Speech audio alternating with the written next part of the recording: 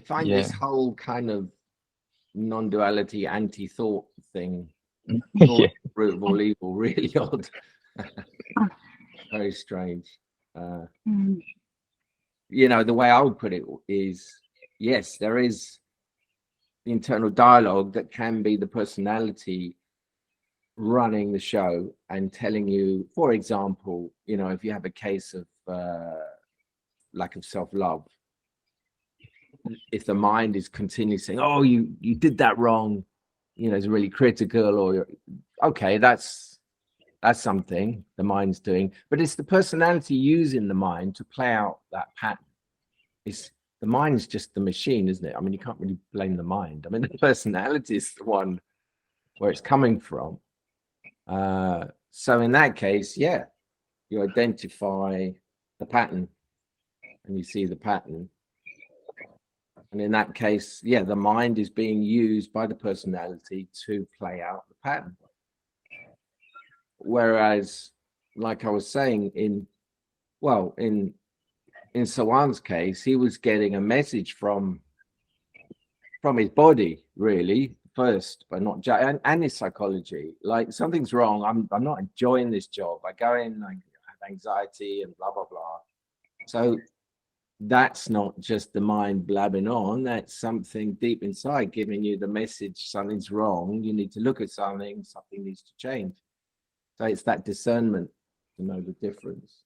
Yeah. Yeah. Yeah. I think that energetic source, like the way you explained that, it makes a lot of sense. Like sometimes the thoughts are like from the personality, Yeah, energetic source, and sometimes it's not. Like you can, yeah. that's right. It's about the energetic source. So you've got to have the discrimination to discern what is the energetic source. Is this personality, or is this, Mm. call it what you want, intuition, life? Yeah, the knowing, choices away. Yeah. So, what are some subtleties about making that discrimination? Like, could we talk about what that's like? I mean, Tell us about it, and then let's find out. See if we can find out what the energetic source is. oh, in regards to, like, say, my body, I mean, those are obvious thoughts that come up, like, especially first thing in the morning. Oh, you didn't eat good yesterday. No wonder you feel so crappy this morning. Well, I would say in that example, so there's two sides to it. I mean, one side of it could be, there's truth in that. Like, if you're eating badly, that's not, let's say, loving to your body or you, then that's true. But the second step is, has a pattern of self-recrimination got hold of that and using that? That's the difference. Like, the other one is just choiceless awareness. It's just a fact. It's just something that's seen. Well, this food doesn't serve you. There's no emotion in it. There's no recrimination. It's just a fact. It's clean. It's pure. But, the other one creeping in and using it, that's the difference. So I think that's the one to be aware of, know the difference if that creeps in. There's just this seeing,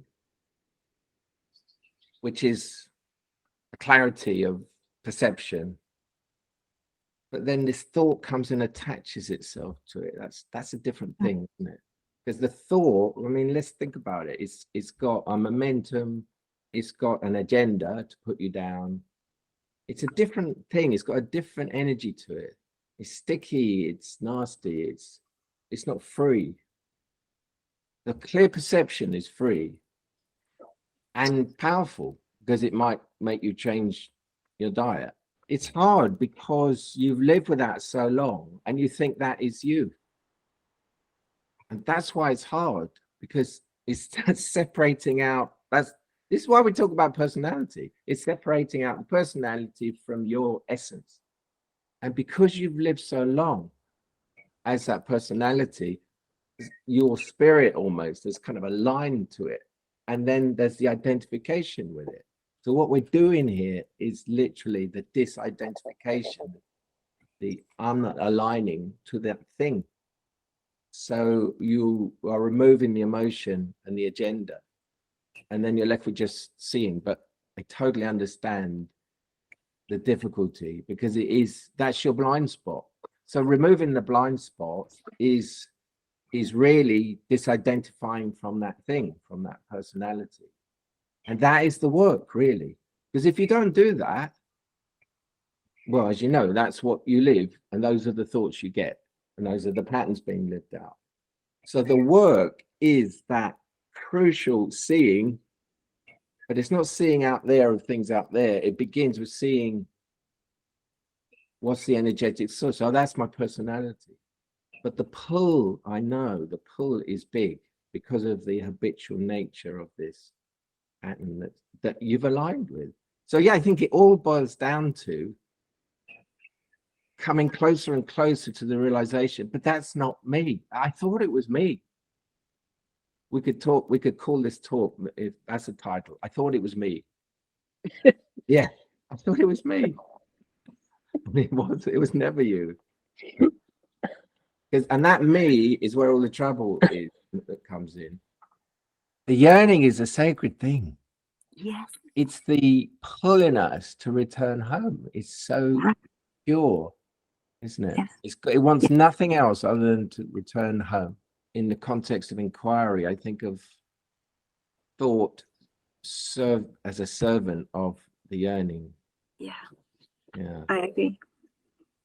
As seeing happens, thought is, well, lessens because it's not needed anymore. Right. Yeah. Exactly. That's exactly it. Yeah. Yeah. Seeing is enough. Yeah, because personality thought is kind of addictive, and it wants to just think all day long and keep thinking, doesn't it? Mm-hmm. Whereas Exactly. we're talking about a thought that is serving the yearning, and then it becomes redundant once something is seen with a capital S.